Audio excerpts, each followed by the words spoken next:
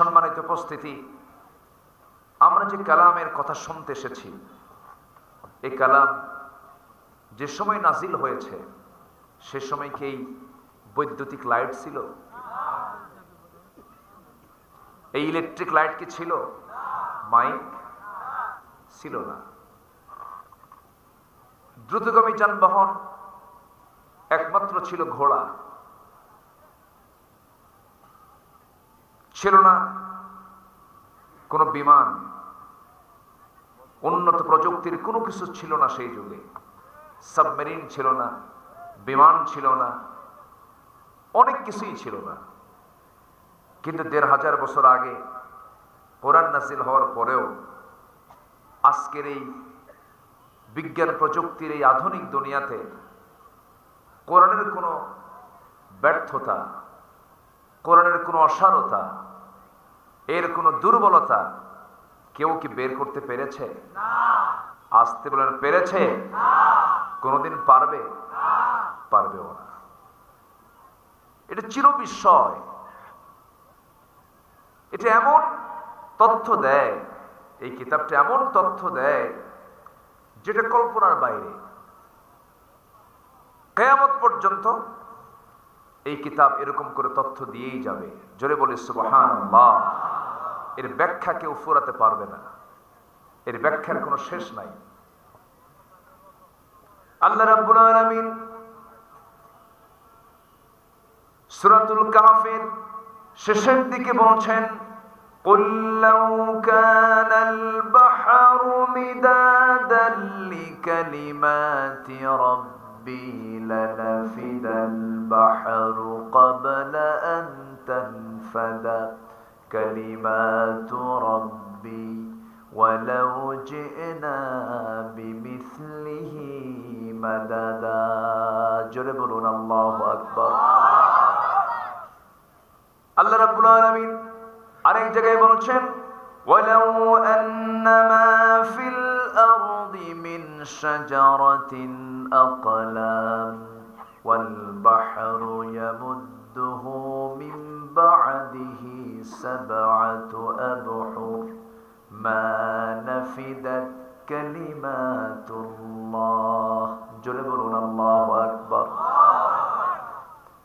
গোটা পৃথিবীর অথই জলরাশি, সমস্ত ৭ সমুদ্রের পানিগুলো যদি কালি বানিয়ে দেওয়া হয়, আর গোটা পৃথিবীর সমস্ত বৃক্ষরাজিকে যদি কলম বানিয়ে দেওয়া হয়, আর কোরআনের ব্যাখ্যা লেখা, আমার রবের কালিমার ব্যাখ্যা লেখা যদি শুরু হয়ে যায়, পানিরূপী কালিগুলো লিখতে লিখতে শেষ হয়ে যাবে, কলমগুলো দিয়ে লিখতে লিখতে কলমগুলো ভোঁতরা হয়ে যাবে, কিন্তু আল্লাহর কালামের ব্যাখ্যা কোরআন কখনো শেষ করা যাবে না।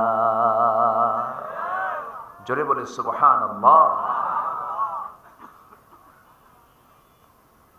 আমার বন্ধুগণ, কোরআনের জ্ঞান হলো অথই জলরাশি, যার কোনো তলা নাই, যার কোনো তলা নাই। তলাহীন সমুদ্র যেমন, তেমনই হলো কোরআন, এর কোনো থা নাই। এত জ্ঞান, এত কিছু আল্লাহ রাব্বুল আলামিনের মধ্যে রেখে দিয়েছেন। আমার বন্ধুগণ, আল্লাহ রাব্বুল আলামিন কিতাবের, এই কিতাবের যে ওয়েটটা কত, এই কিতাবের যে মর্যাদা কত, আল্লাহ রাব্বুল আলামিন বলেন, লাউ আন, আল্লাহ রাব্বুল আলামিন বলেন, লা ইয়াস্তাভি আসহাবুন নারি ওয়া আসহাবুল জান্নাহ আসহাবুল জান্নাতি হুমুল ফাইজুন লাউ আনজালনা হাযাল কুরআনা আলা জাবালিন লারাআইতাহু খাশিআন মুতাসাদ্দিআন মিন খাশিয়াতিল্লাহ ওয়া তিলকাল আমসালু নাদরিবুহা লিন-নাসি লাআল্লাহুম ইয়াতাফাক্কারুন। জোরে বলুন আল্লাহু আকবার। খুবই ওয়েটফুল এই কিতাব, যা মানুষের জন্য নাজিল করা হয়েছে। ১৫০০ বছর আগে নাজিল হলো, এর অসারতা কেউ প্রমাণ করতে পারেনি, পারবেও না, কারণ সম্ভব নয়। কারণ আল্লাহর পক্ষ থেকে নাজিল হওয়া কিতাব, আকাশ বানিয়েছেন যিনি, কোরআন নাজিল করেছেন তিনি। সূর্য বানিয়েছেন যিনি, কোরআন নাজিল করেছেন তিনি। সেই মহান নবের কথাগুলোর সমষ্টি হলো কোরআন। কিন্তু বুকটা ফেটে যায়, আজকের সমাজের কিছু লোক আছে, আমার দেশেও কিছু লোক আছে, তারা বলে কোরআন নাকি মুহাম্মদ রচিত। জোরে বলি নাউযুবিল্লাহ, আর জোরে বলি নাউযুবিল্লাহ। কোরআন নিয়ে বাজে কথা বলে। এই ভারতের নিকটবর্তী সময়ে 26টা আয়াতকে নিয়ে কোর্টে মামলাও পর্যন্ত করেছে, শোনেন নাই? এটা আগের থেকেই ছিল, এখনো আছে। কিন্তু আল্লাহ রাব্বুল আলামিন এই কিতাবটা দিয়েছেন, দুনিয়ার ভিতরে যা কিছু দেখি আমরা সব একদিন ধ্বংস হয়ে যাবে, নির্মূল হয়ে যাবে। আকাশ ছিটকে ছিটকে পড়বে, ভেঙ্গে ভেঙ্গে যাবে। সূর্য সংকুচিত হয়ে যাবে, তারকাগুলো ছিটকে ছিটকে পড়বে। সবকিছু ধ্বংস হলেও ধ্বংস হবে না কখনো, তার নাম হলো কোরআন। জোরে বলি সুবহানাল্লাহ। এটা কখনো ধ্বংস হবে না।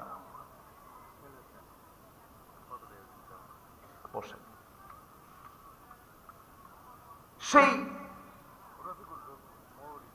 মহাগ্রন্থ আল কোরআন, এই কিতাবের মধ্যে আল্লাহ তাআলা বান্দার জন্য যে বিধানগুলো দিয়েছেন, সে বিধানগুলো দুর্বল না মজবুত? বলেন তো, দুর্বল না মজবুত? আচ্ছা, আমরা যখন কেউ কোনো কনস্ট্রাকশনে যাই, বিল্ডিং নির্মাণে যাই, আমরা কি দুর্বল করে করি না মজবুত করে করি? চেষ্টা করি যেন এটাকে মজবুত করে যেন সম্পূর্ণ করা যায়। তো মজবুত থাকার পন্থা থাকার পরেও কেউ কি দুর্বলের দিকে যায়? যায় না। আল্লাহ তাআলা কোরআনে যা দিয়েছেন সব বান্দার শুধু কল্যাণ না মহাকল্যাণ। কিন্তু দুঃখজনক হলেও সত্য, আল্লাহ তাআলা কোরআনে যে সমাধানটা দিয়েছেন, সেই সমাধান আজকে মুসলমান না খুঁজে, মুসলমান জাতি আজকে কোরআন থেকে সমাধানের কিতাব না খুঁজে দুনিয়ার তৈরি করা বিধানের পিছনে খুঁজতেছে। আসতে বলবেন না, আছে না নাই? পিছনে দৌড়াচ্ছে তারা। আজকে মুসলমানের মুখ থেকে বের হয়, কোরআন হলো ধর্মীয় গ্রন্থ, কোরআনটাকে আমরা শুধু নামাজই ব্যবহার করব, সমাজ চালাবো আমরা। কোরআনকে ধর্মের বাইরে, ধর্মীয় অনুষ্ঠানের বাইরে ব্যবহার করা যাবে না। এরকম জাতীয় বাজে মন্তব্য করার লোক আমার দেশে আছে না নাই? আসতে বলবেন না, আছে না নাই? তার বাস্তবতা হলো আজকে সমাজে সুদ প্রতিষ্ঠিত না যাকাত প্রতিষ্ঠিত? তার ফলাফল হলো আমার দেশে পর্দার বিধান কি চালু আছে? পর্দার বিধান কি চালু আছে? তা তো নাই। বেশ্যাবৃত্তির লাইসেন্সও আছে না নাই? এটা নারী তার গলায় ঝুলিয়ে রেখে বলছে, I M A sex worker, আমি একজন যৌন কর্মী। আপনি তাকে ধরতে পারবেন না, সে লাইসেন্সধারী একজন যৌন কর্মী, তাকে লাইসেন্স দেওয়া হয়েছে। তাহলে কোরআনকে পরিপূর্ণ মানে না, তার ফলাফল হলো এগুলো। প্রকাশ্যে ওপেনলি বলে না, একটু টেকনিক খাটায়, এটা কৌশল করে, কিন্তু ফলাফল কি? সুদের বিধান আছে, মদের বোতল আছে না নাই? কোন এক অভিনেত্রীর সাথে কোন এক পুলিশ অফিসারের আপত্তিকর একটা সম্পর্ক ভিডিও ফাঁস হওয়ার পর কোন এক পুলিশ কর্মকর্তা বলেছিলেন যে অপরাধ তারা করেছে এটার শাস্তি হলো, জরিমানা হলো 100 টাকা। কত? 100 টাকা। তাহলে যদি আজকে কোরআন তার আসল জায়গায় যদি কোরআনকে রাখা হতো, এমন চিত্র কি চিত্রায়িত হতো? আমরা কি দেখতে পেতাম? তাহলে মুসলমান কি করে? সুদ খায়। মুসলমান বেশ্যাবৃত্তির লাইসেন্স দেয়। মুসলমান মদের দোকান দেয়। আবার মুসলমান সেজে সিনেমায় অভিনয় করে, নায়কের ভূমিকা পালন করে, নাচানাচি করে, যৌন সুশ্রীপূর্ণ অভিনয় করে। আবার সুযোগ আসলে, সময় আসলে মসজিদের মেম্বারে গিয়ে মাথায় টুপি দিয়ে আবার আসে না নয়? তাহলে টুপি কি সিজনে পড়ে না সব সময় পড়ে? না, টুপি পরার নিয়ম কি? সিজন না অল টাইম? তো যারা সিজনে ইউজ করে তারাই তো ধর্মের ব্যবসা করে, ঠিক কিনা? কথা বলবো? কষ্ট পাচ্ছেন না তো? এখানে কোনো গোবিন্দ টোবিন্দ নাই, এখানে মুসলমান। নাম তো গোবিন্দগঞ্জ আছে। জি, আমরা 7 দিনে একদিন নামাজ পড়বো না। আমরা নামাজ পড়বো 7 দিন না প্রতিদিন? একবার না 5 বার? যারা 7 দিনে একদিন যায়, যারা বছরে একবার উমরা করে, যারা বছরে একবার ঈদের জামাতে যায়, সারা বছর মদের বোতল নিয়ে থাকে, তাদের মুখে ইসলাম মানায় না। এগুলো ভণ্ডামি, এগুলো অভিনয়। এগুলো কি? অভিনয়। সম্মানিত ভাইয়েরা, ইসলামকে আংশিক মানার কোনো সুযোগ নেই। আজকে যদি জাতি কোরআনের শিক্ষায় যদি শিক্ষিত হতো, এই চিত্র আজকে চিত্রায়িত হতো না। গতকালকে এক মাহফিলে উপস্থিত থাকা অবস্থায় এক চেয়ারম্যান মহোদয়কে ফোন দিয়েছে। স্থানীয় এক নাগরিক তাকে ফোন দিয়ে বলছে, চেয়ারম্যান সাহেব, আমার এলাকায় এক ছেলে তার মাকে জবহ করেছে। এরকম ঘটনা তো গোবিন্দগঞ্জে হয় না, আছে কিনা বলেন? আছে। আজকে সন্তান তার মাকে মারতেছে, বটি দিয়ে জবহ করতেছে। আজকে বাবা তার মেয়েকে সম্পদ থেকে মাহরুম করছে। এটা তো মনে গোবিন্দগঞ্জে নাই, আছে না নাই? তাহলে আমরা মুসলমান নামাজ পড়ি না, মুসলমান সুদের কারবার করি, বেশ্যাবৃত্তির লাইসেন্স দেই, জেনাকে প্রমোট করি। আমরা কেমন মুসলমান? এমন মুসলমান কি জান্নাত পাবে? এমন মুসলমান কি জান্নাত পাবে? এরাও যদি জান্নাতে যায়, যারা এই সমস্ত অন্যায়গুলো করে নাই, তারাও যদি জান্নাত পায়, এটা কি বিচার হবে না অবিচার হবে? অবিচার হয়ে যাবে। ঠিক আছে না? আকাম কুকাম করে ভাবে আল্লাহ, আমি তো তোমারই বান্দা, মাফ করে দিও, ঠেকা পড়ছে। এত সস্তা জান্নাত না।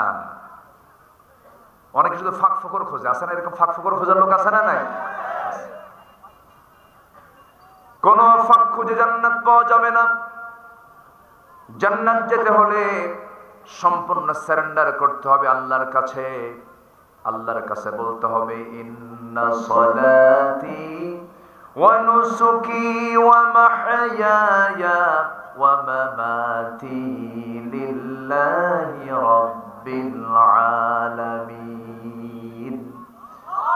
আমার সালাত, আমার কুরবানি, আমার জীবন, আমার মরণ সব আল্লাহর জন্য।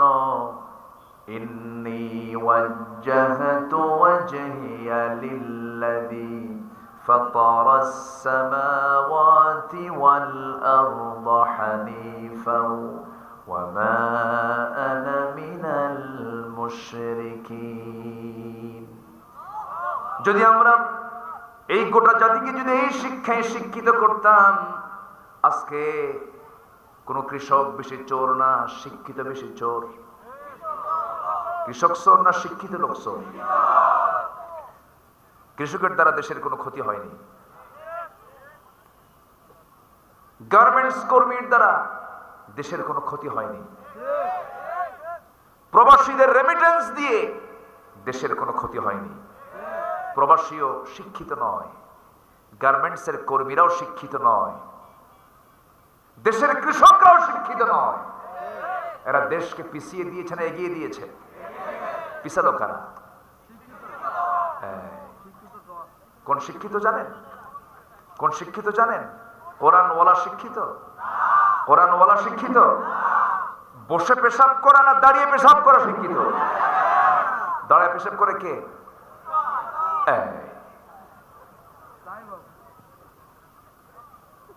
কষ্ট পাচ্ছেন নাকি আপনারা?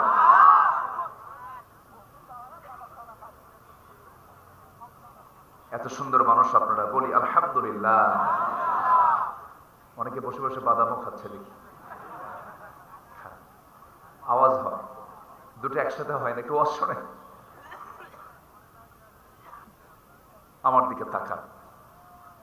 তাহলে আমার দেশের কৃষক কত কষ্ট করে ভাই, কত কষ্ট করে। একটা ধান পাকাতে যে কত কষ্ট করা লাগে, একটা কলার বাগানকে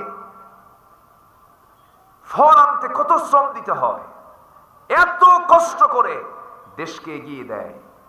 আর শিক্ষিত নামের কিছু চোর দেশ থেকে টাকা পাচার করে। প্রবাসীরা বিদেশ থেকে টাকা পাঠায়, আর চোররা দেশ থেকে টাকা পাচার করে। মাইকে কোনো ডিস্টার্ব নাই, যা আছে আলহামদুলিল্লাহ কর। এই কথা বললে ওনার মাইক আরো খারাপ হয়ে যাবে টেনশনে, তাই না?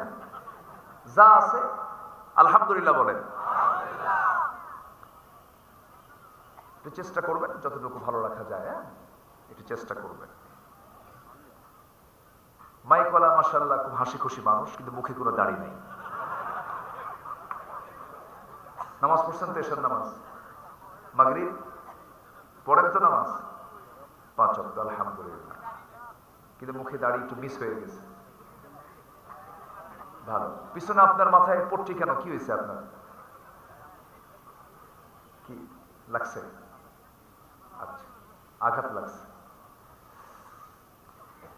সম্মানিত ভাইয়েরা, তাহলে শ্রমিকের দাম মনে হয় আল্লাহর কাছে নাই নাকি? শ্রমিকের দাম কিন্তু আছে, কৃষকের দাম আছে, শ্রমিকের দাম আছে। নবীজি এক শ্রমিকের হাত ধরে বললেন, আল কাসিবু হাবিবুল্লাহ, শ্রমিকরা হলো আল্লাহর বন্ধু। শ্রমিকের হাত শক্ত হাত, এই হাতকে কে পছন্দ করেন? সবচেয়ে বরকতময় রিজিক হলো যেই রিজিকের মধ্যে ঘাম ঝরানো আছে। নবীজি শ্রমিকদের লিডার ছিলেন। রাসূল বলেছেন, শ্রমিকের ঘাম শুকানোর পূর্বেই তার পাওনাটা দিয়ে দাও। এমন করে পৃথিবীর কোন শ্রমিক লিডার বলতে পারে নাই। আমার বন্ধুগণ, ইতিমের ব্যাপারে রাসূল বলেছেন, যে বান্দা ইতিমের মাথায় একটাবার হাত বুলাইয়া দেবে মুহাব্বতের পরশ দিয়া, তার মাথায় যত চুল আছে প্রত্যেকটা চুলে চুলে তাকে আল্লাহ রাব্বুল আলামিন নেকি দিয়ে ভরপুর করে দেন। ইসলাম তো মানবতার কথা বলে, কিন্তু গোটা দুনিয়া জুড়ে যে মানবতার ফেরিওয়ালা, যারা যারা মানবতার ফেরিওয়ালা, মানবতার ফেরিওয়ালা, মানবতার কথা শুধু মুখেই বলে, কিন্তু কাজে তাদের কোনো প্রমাণ নেই। আমার বন্ধুগণ, কাজে প্রমাণ করেছেন মুহাম্মদ সাল্লাল্লাহু, কি দিয়া বলেন? আসতে বলবেন না, কি দিয়া? কোরআন দিয়া। সেই কোরআনকে আমরা জীবনের সকল জায়গায় মেনে চলবো। কোরআন মানলে শান্তি না অশান্তি? কোরআন মানলে অসুস্থ না সুস্থ? সুস্থ। সুস্থ দু প্রকার, শারীরিক আর একটা কি মানসিক। কোন রোগ সবচেয়ে বেশি জটিল? শারীরিক না মানসিক? মানসিক। মনের সমস্যা বড় সমস্যা না? মানিক ভাই, মানিক ভাই কোথায়? মনের রোগ ধরা কঠিন। আপনার লাংসে প্রবলেম, আপনার লিভার প্রবলেম, অথবা আপনার পেটে কোনো সমস্যা, আপনার হার্টে কোনো সমস্যা, বাইপাস সার্জারি হলো, ওপেন হার্ট সার্জারি হলো, আপনার হাড় হুড়ে সমস্যা ধরা গেল, মনের সমস্যা, এটা দূর করা কঠিন। এটা দূর করা, মনের সমস্যা দূর হবে কি দিয়া? এটা এমন কিতাব যেটা রুহের ট্রিটমেন্ট করে, রুহের ট্রিটমেন্ট। যেরকম সুবহানাল্লাহ, কিসের ট্রিটমেন্ট? রুহের ট্রিটমেন্ট। পৃথিবীর কোন সাইন্স দিয়ে, পৃথিবীর কোন সাইকোলজির ডাক্তার দিয়ে, মানসিক রোগীর ডাক্তার দিয়া মানসিক রোগীকে ঠিক করা যায় না। কারণ মানসিক রোগীর ডাক্তার মানসিক রোগীর চিকিৎসা করতে করতে সে নিজেও মানসিক রোগী হয়ে যায়। আমার বন্ধুগণ, কিন্তু আজকে বান্দা কোরআন থেকে দূরে, কোরআনটা মানে না, কোরআনটা বোঝে না, কোরআনটা পড়তে চায় না। কোরআন জানলে পরে, কোরআন মানলে পরে সে বান্দা কখনো অসুস্থ হবে না, মানসিকভাবে সে মজবুত থেকে যাবে, সে কখনো হতাশ হবে না। বসুন্ধরা গ্রুপের একজন বড় কর্মকর্তা বাড়ি আপনাদের রংপুরে, দেখা হলো একদিন, কথা হলো, আমাকে জড়িয়ে ধরে কেঁদে ফেলে বলছেন, হুজুর আপনার একটা আলোচনা আমার জীবনের সমস্ত মোড়কে চেঞ্জ করে দিয়েছে। বললাম, আপনি আমার আর কি আলোচনা শুনলেন? তিনি বলতেছেন, হুজুর আমার মানসিক সমস্যা ছিল, দেখলাম কেউ সমাধান দিতে পারলো না। বলতেছে, হুজুর একটা আলোচনা আমাকে আমার জীবনের সমস্ত মোড় চেঞ্জ করে দিয়েছে। আমি একটা আলোচনায় বলেছিলাম, একজন ইমানদার ব্যক্তি কখনো হতাশ হতে পারে না, হতাশা আসে শয়তান থেকে। বলতেছে, হুজুর এই একটা লাইন আমার জীবনকে পরিবর্তন করে দিয়েছে, আমার কোনো ওষুধ খাওয়া লাগে না। হতাশা শয়তান থেকে সৃষ্টি, হতাশ ইমানদার হবে না, ঠিক কিনা? আমাকে বাঁচাবেন কে? আমাকে চালাবেন কে? আমার ব্যাপারে টেনশন বেশি কার? আপনি চলে যাচ্ছেন কই? যাওয়া যাবে না তো, বসেন বসেন। আলহামদুলিল্লাহ, মঞ্চে থেকে নড়া যাবে না। আমি যদি মঞ্চে থেকে দৌড় মারি কি করবেন আপনারা বলেন? আমি বলতেছি কিন্তু আপনারা আমাকে সহযোগিতা করতেছেন, কোনো নড়াচড়া নেই। বলি আলহামদুলিল্লাহ। মানুষ মানুষকে ফলো করে, তাই না? আসাদ গেটের মোড়ে মানুষ তো প্রচুর হাঁটে, ওখানে ফার্ম গেটে লক্ষ লক্ষ মানুষ স্টিল নাও সেখানে থাকে, চলে না? হঠাৎ করে যদি কেউ আকাশের দিকে তাকায়, এই পিছনের লোকগুলো তাকাবে। মানুষ মানুষকে ফলো করে, তাই না? ফলো করে। একটু থাকেন, কষ্ট দিলাম মনে হয় আপনাকে, বসেন। সম্মানিত ভাইরা, তাহলে কোরআন পড়লে অসুস্থ না সুস্থ? কিন্তু যদি প্রশ্ন করি কোরআন পড়তে পারেন কয়জন? সবার কি হাত উঠবে? বেশি হাত উঠবে না কম হাত উঠবে? কম। এই ব্যর্থতা কার? শুধু আমাদের বললে ভুল হবে। ব্যক্তির তো অপরাধ আছে অবশ্যই। 18 কোটি মুসলমান কেন কোরআন পড়তে জানে না ম্যাক্সিমাম? এটার জন্য শিক্ষা ডিপার্টমেন্টের দায়বদ্ধতা আছে না নয়? বড় দায়বদ্ধতা আছে। যদি ইচ্ছা করা হয়, শতভাগ মুসলমান কোরআন পড়তে পারবে এমন ব্যবস্থা কি শিক্ষা ডিপার্টমেন্ট নিতে পারবে না? শুধু বলে দেবে সকল ভাই বা বোনে মুসলমানকে কোরআন তেলাওয়াত শোনাতে হবে। সব তেলাওয়াত সোজা, সব তেলাওয়াত কি? কারণ নামাজে যখন বান্দা দাঁড়াবে তখন প্রথম শর্ত কি? তেলাওয়াত করা, কোরআন তেলাওয়াত করা। তেলাওয়াত ছাড়া নামাজ হবে? অথচ তেলাওয়াত ছাড়া চাকরি হয়। যে তেলাওয়াত ছাড়া নামাজ হয় না, সেই তেলাওয়াত ছাড়া কোনো চাকরিও হবে না। এই ব্যবস্থা করেন, দেখবেন সব ঠিক হয়ে গেছে। আমি কি ভুল বলতেছি? কিন্তু তেলাওয়াতের কথা বলবে কে? কে এই জাতীয় সিদ্ধান্ত নেবে? পার্লামেন্টে তেলাওয়াত দিয়ে শুরু হয় অধিবেশন, কারি সাহেব যায় নাই। স্পিকার মহোদয় এক এমপি মহোদয়কে বলছে আপনি তেলাওয়াত করেন। কেল হে আল্লাহ হে, শয়তান কয় তোর সে তেলাওয়াত আমার ভালো আছে। এই হলো অবস্থা। আবার ওরা বলে কি জানেন? আলেমরা কি জানে, কি জানে আলেমরা? মানে এমন ভাবখানা মনে হয় গোটা দুনিয়ার জামানার কুতুব, জামানার কুতুব না জামানার জঙ্গল গুলো। বলো যে কি জানে ওরা? এমন জানা জানে বলে ফেলে আগামীকাল ঈদুল আজহার জানাজা নামাজ। কি আছে না? আছে না? আমি প্রায় একটা উদাহরণ দেই। এক বেচারি মসজিদে নামাজ পড়তে গেছে। সে বেচারিটা হলো কানা, অন্ধ মানুষ। তো নামাজের ভিতরে নামাজে দাঁড়াবে, আজান হয়নি এখনো। তো অন্ধ লোকটা ইমামকে সামনে নিয়ে বসে একটু গল্প করতেছিল। হঠাৎ করে লাগছে বাক বিতণ্ডা, চরম ঝগড়া। আজান দিয়ে ফেলছে, নামাজ শুরু হয়ে গেছে। ইমামের মুসাল্লায় দাঁড়ায় গেছে। সূরা ফাতিহার পরে এমন একটা আয়াত বলছে যে আয়াতের অংশ হলো ওয়া কানা মিনাল কাফিরিন। কানা মনে মনে চিন্তা করে গন্ডগোল হলো কিছুক্ষণ আগে, বাক বিতণ্ডা হলো, নামাজের মধ্যে ফতোয়া জারি হলো, আমি কানা কাফের, ওয়া কানা মিনাল কাফিরিন। চরম খেপছে, কিছু বলে নাই, চলে আসছে বাড়িতে। পরের দিন আবার নামাজ পড়তে গেছে মাগরিবের, জাস্ট রূপক করতে বলছে। ওইদিকে যিনি ইমাম তার আবার একটা পা হলো খাটো, ন্যাংরা সাইজের। তা আগের সন্ধ্যায় যে সূরা, পরের সন্ধ্যায় মাগরিবের সেই সূরা।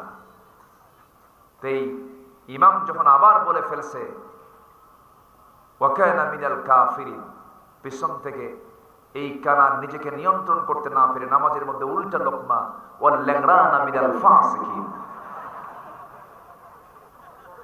আমি কানা যদি কাফের হই, তুই ন্যাংরা হলি ফাসিক। ওরা কোরআন বুঝে ওই কানার মতো, ঠিক কিনা? কোরআন যদি বুঝতো, কোরআনের পাখিরা লাঞ্ছিত হতো না, জুলুমের শিকার হতো না।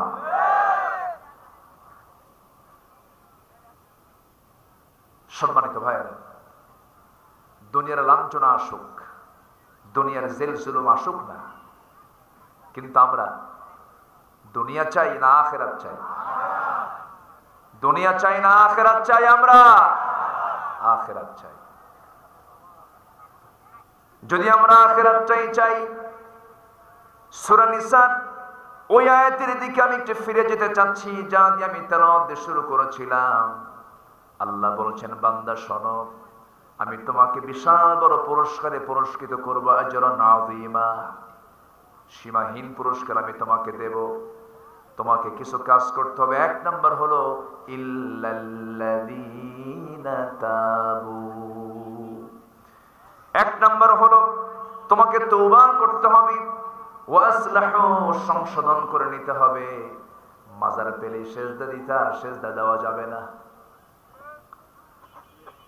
ভণ্ড দরবারে গিয়ে ভণ্ডের পায়ে সেজদা দিতে এমন কিছু করা যাবে না, শিরকের কাজ করা যাবে না।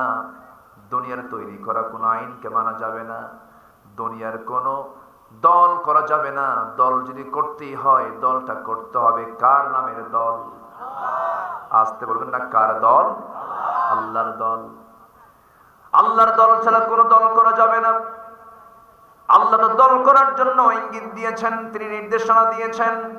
আল্লাহ নিজে বলছেন, ওয়ালতাকুম মিনকুম উম্মাতুন ইয়াদউনা ইলাল খায়র ওয়া ইয়া'মুরুনা বিল মা'রুফি ওয়া ইয়ানহাউনা আনিল মুনকার।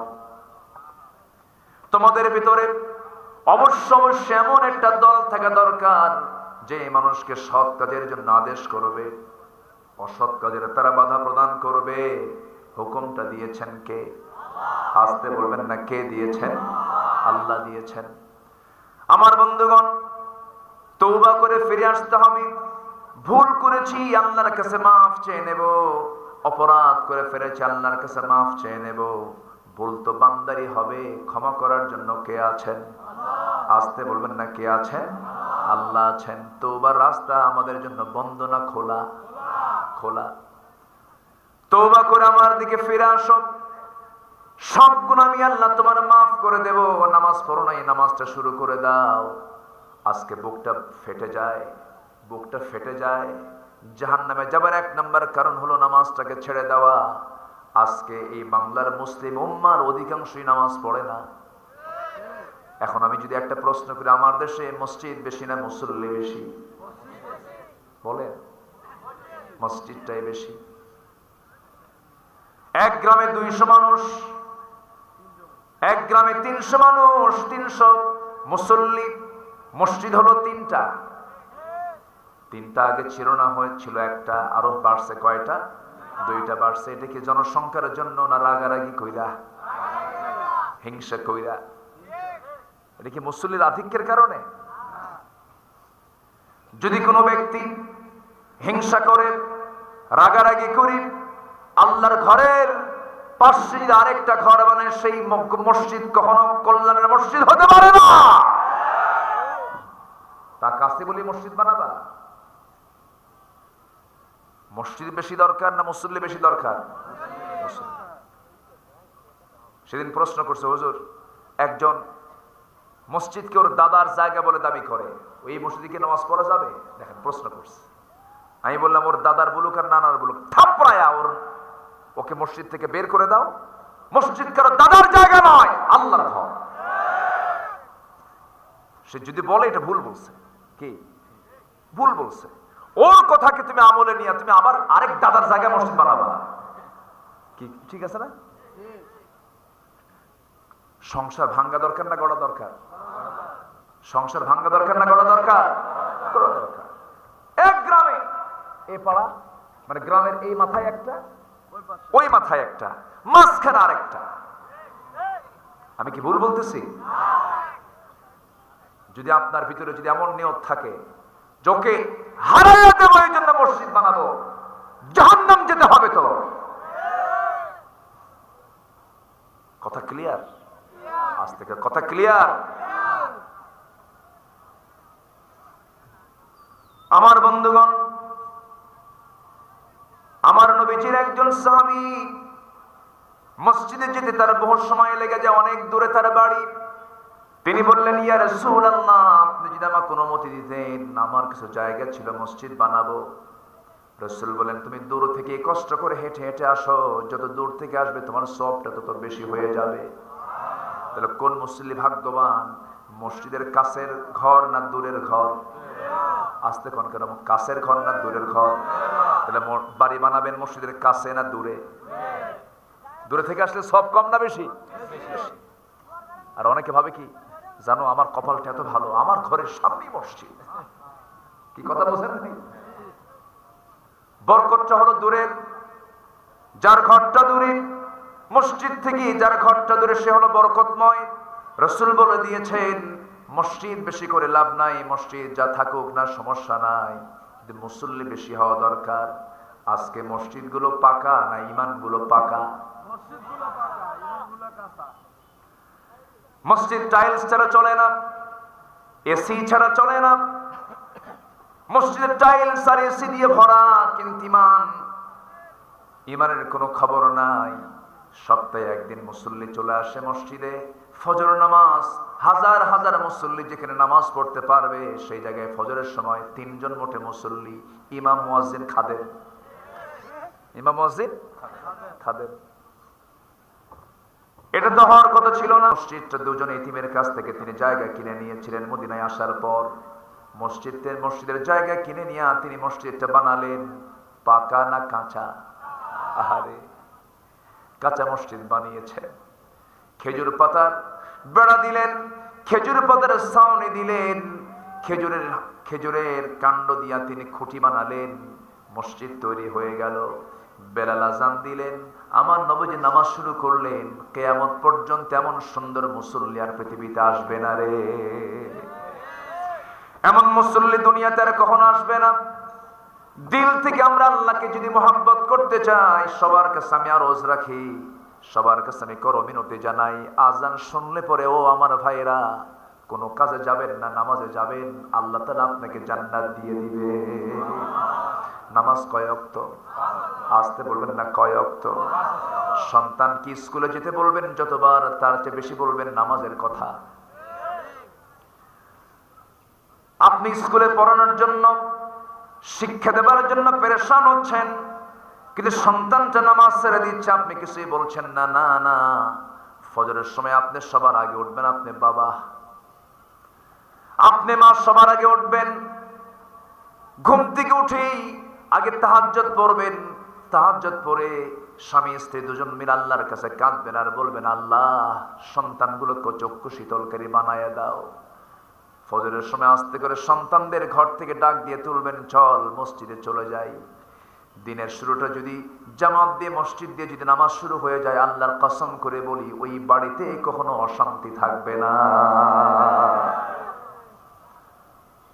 কখনো অশান্তি থাকবে না। নামাজ দিয়ে দিন শুরু করব আমরা, কোরআন তেলাওয়াত দিয়ে দিন শুরু করব। ডাক্তার লাগবে না, কোনো অসুস্থতা আসবে না, কোনো রোগ আসবে না। আগের যুগের দাদারা দাদিরা তাদের চোখে কোনো চশমা লাগতো না, পাওয়ার লাগতো না। ফজরের সময় তারা উঠতেন, মসজিদের দিকে চলে যেতেন। আমার দাদিকে নিজের চোখে দেখেছি, এমন কোন সকাল নাই যে সকালে সূর্য ওঠা পর্যন্ত আমার দাদি কোরআন পড়েন নাই। সব দাদিরাই পড়েছে, কিন্তু ভাবিরা পড়ে? ভাবিরা ঘুমোতে যান রাত ৩টার দিকে, আর ঘুম থেকে ওঠেন সকাল 11টার দিকে। সকাল 11টা না,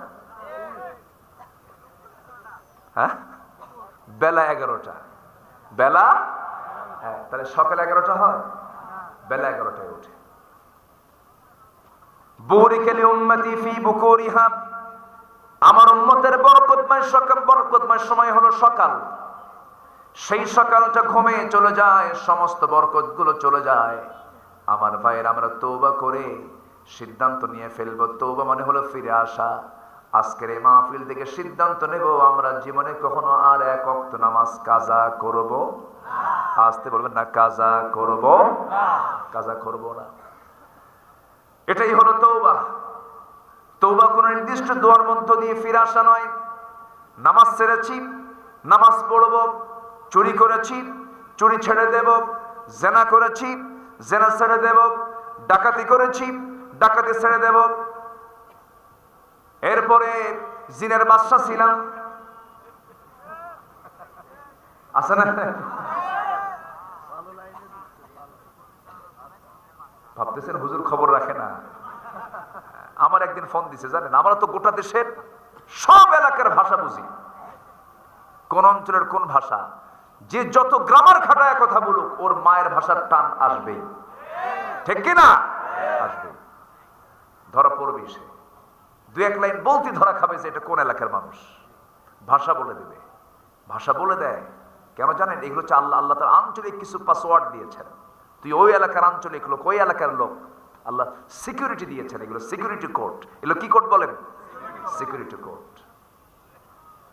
গোবিন্দগঞ্জের মানুষ যে ভাষায় কথা বলে, পলাশবাড়ি কি ওই ভাষায় কথা বলে?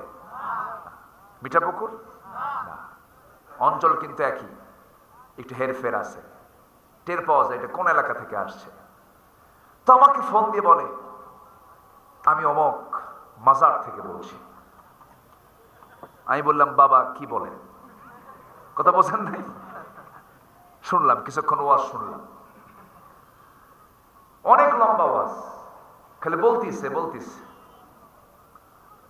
এত প্র্যাকটিস করছে, আমার জীবনে মনে আমার ওয়াজেরও এত প্র্যাকটিস নাই। কারণ চোরের তো ব্রেন খাটান লাগে বেশি। চোরের মুখে আল্লাহর জিকির কম হয় না বেশি হয়? বেশি হয়। কারণ ধরা বললে তো কাম সারা। অনেকক্ষণ ওয়াজ টস করে আমাকে বলতেছে, বাবা বিকাশে কিছু পাঠানো যায় কি? তো বললাম, বাবা আমি তো খুব অভাবী। আমি বলতেছি তো না পাঠালে হয় না। কে বাবা, তোমার তো অসুবিধা হয়ে যাবে। এরকম দিস অ্যান্ড দ্যাট বলতে শুরু করলো। পরে আমি এখন বলতেছি, ভাই আপনি যে এইভাবে টাকাটা নিবেন, আপনার বাচ্চাকে খাওয়াবেন, আপনার বাচ্চার পেটে তো এটা হজম হবে না, এটা ফুটা হয়ে আবার বের হয়ে আসবে। হারাম খাদ্য পেটে ঢুকলে হজম হবে না, ঠিক কিনা? হারামের কোন আরাম, হারাম যেটা সেটার কোনো আরাম নাই, শান্তি পাবেন না। আর হালাল যদি মরিচ ভর্তাও হয়, আল্লাহ ওটা বরকত দিয়ে ভরায় দিবে। যদি বলি সুবহানাল্লাহ। আমরা হারাম কাজে যাব না, জোরে বলি ইনশাআল্লাহ। প্রতারক জান্নাতি হতে পারে? আমার ভাইয়েরা, এই সমস্ত আকাম কুকাম গুলো করেছি, একদিন আল্লাহর সামনে চোখের পানি ফেলে যদি আমরা তওবা করে যদি আল্লাহর কাছে মাফ চাইতে পারি, আল্লাহ ভুল হয়ে গেছে মাফ করে দাও, জীবন আর এই সমস্ত অপকর্মের দিকে যাব না, আল্লাহ বলবেন বান্দারে সারেন্ডার যখন করেছিস যা আমি তোকে মাফ করে দিলাম, জোরে বলি সুবহানাল্লাহ। কে মাফ করবেন? আল্লাহ মাফ করে দিবেন। আল্লাহ রাব্বুল আলামিন এরপরে বলছেন যারা সংশোধন হয়ে যাবে, দল করেছে বাম দল, দল করেছে মানুষের তৈরি করা দল, ওই সমস্ত দলগুলোর ভিতর থেকে নিজের নাম কেটে দিয়ে যদি সে আল্লাহর দলের দিকে চলে আসে, আল্লাহ বলবেন বান্দা আমি তোর সমস্ত গুনাহগুলো মাফ করে দেব, যেরকম সুবহানাল্লাহ। ওয়াতাসামু বিল্লাহ, এবং আল্লাহর রশিকে যারা শক্ত করে ধরবে, ওয়াখলাসু দীনাহুম লিল্লাহ, এবং আল্লাহর দ্বীনকে একনিষ্ঠভাবে যারা ধরবে, আল্লাহ বলেছেন এই সমস্ত বান্দাগুলো মুমিনদের সঙ্গে থাকবে, এরা সম্মানজনক জান্নাত পেয়ে যাবে, যেরকম সুবহানাল্লাহ। আল্লাহ রাব্বুল আলামিন সূরা হুজুরাতের 15 নম্বর আয়াতে আল্লাহ রাব্বুল আলামিন বলেছেন বান্দা দুটা কাজ করে আসো, আমার দফতর থেকে আমি তোমাকে চারিত্রিক সনদ দিয়ে দেব, সত্যবাদীদের সনদ দিয়ে দেব। আল্লাহ বলছেন দুইটা কাজ শুধু করে আসবে, আমি তোমাকে চারিত্রিক সনদ দেব। আমার দেশেও কিন্তু ইউনিয়ন পরিষদ থেকে কিসের সনদ দেয় বলেন? চারিত্রিক সনদ দেয়, দেয় না? হ্যাঁ, চারিত্রিক সনদ দেয়। গাঁজা খাইলেও চরিত্র ভালো আছে না নাই? মদ খাইলেও চরিত্র ভালো। কিন্তু আল্লাহ তাআলা বলছেন বান্দারে তুই দুইটা কাজ করে আসবি, আমি তোকে চারিত্রিক সনদ শুধু দেব না, আমি তোকে জান্নাত দিয়ে দেব। এই দুইটা আমল শুনে আমরা আজকে এখান থেকে বিদায় নেব, জোরে বলি ইনশাআল্লাহ।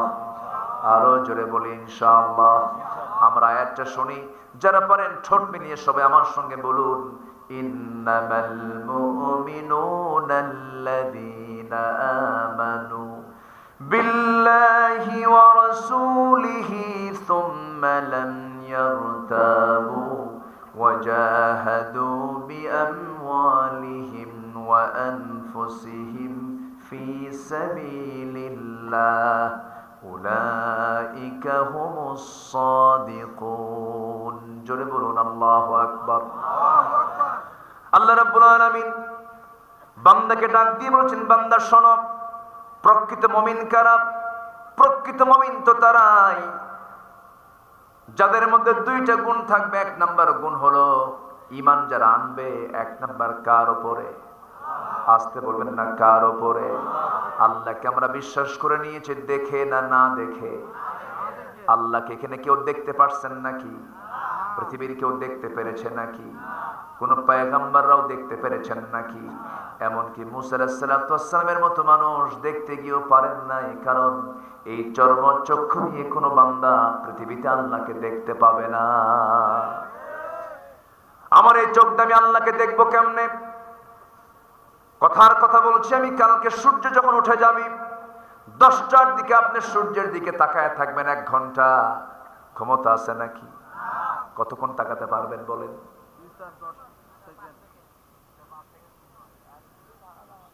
সূর্যের দিকে আপনি কেমনে তাকাবেন? আপনার চোখ তো ব্যর্থ হয়ে যাবে। যে সূর্য আল্লাহ তাআলা বানালেন, সেই সূর্যের মালিক বলছেন বান্দারে আমার তোর চর্ম চক্ষু দিয়া তুই আমার সৃষ্টি দেখতে পাস না ভালো করে? এই যে আমি কথা বলছি, বিদ্যুতে কাজ করছে, বিদ্যুতের কালার কি বলেন? দেখা যায় নাকি? বিদ্যুৎ তো দেখা যায় না। আমার কথা কি বিরক্ত হচ্ছেন নাকি আপনারা? এটাই তো তাফসীর, ব্যাখ্যা।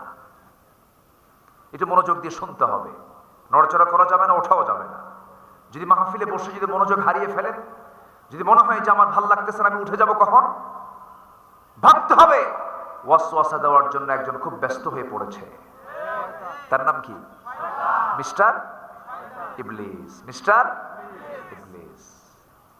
তবে শয়তান মনে হয় গোবিন্দগঞ্জে আসে না, না আসে? গোবিন্দগঞ্জে আসে না? শয়তান কিন্তু খুব মার্কেটিং করে, বুঝলেন? এর মার্কেটিং মারাত্মক।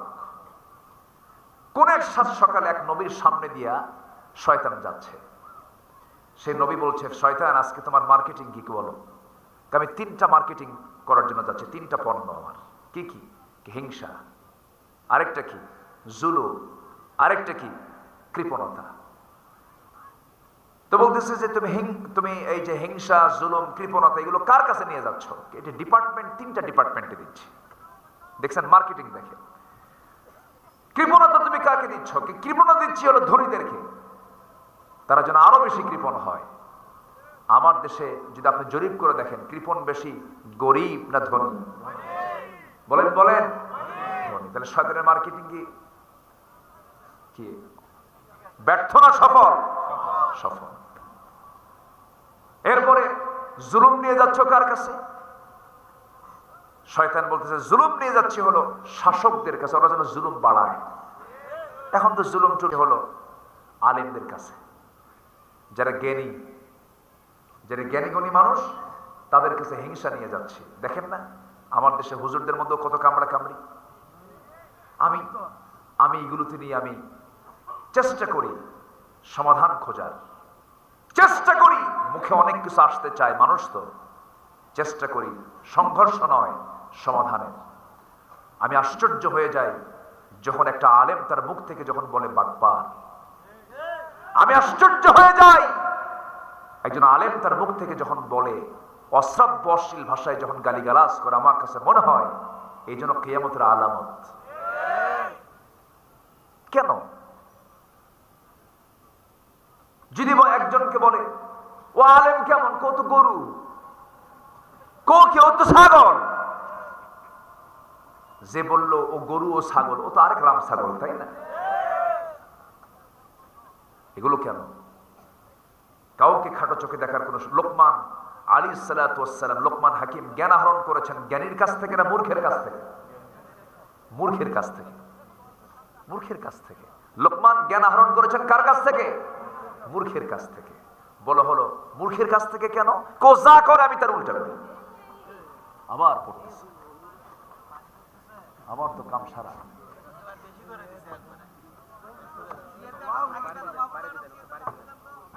একটু জিকির করে লা ইলাহা, ঠিক মিডিল তো, এটা ঠিক মিডিলে আছে, জিনিসটা নিচু হয়ে আছে। জিকির করে লা ইলাহা মানে উপরের সিগন্যাল বলে দিচ্ছে আপনি দোয়া করে দেন নাকি? জিকির করে লা ইলাহা সুবহানাল্লাহ আলহামদুলিল্লাহ। আপনি এটা একটু ই করে দেন না, উঁচা করে দেন। হ্যাঁ একটু উঁচা করে দেন, তাহলে হয়ে যাবে। হ্যাঁ ব্যাস থাক। এই লোডে আমাদের শেষ পর্যন্ত চলবে ইনশাআল্লাহ।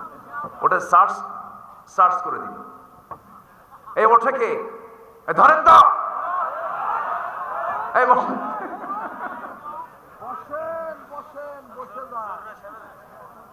জি, একটু বসেন।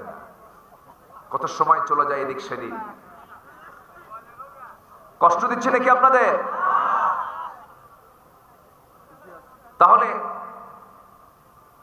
হিংসা সাপ্লাই দিচ্ছে কাদের কাছে? জ্ঞানীদের কাছে, আলেমদের কাছে। আর লোকমান জ্ঞান আহরণ করেছেন জ্ঞানী থেকে না মূর্খ থেকে? মূর্খ থেকে। আমার বন্ধুগণ,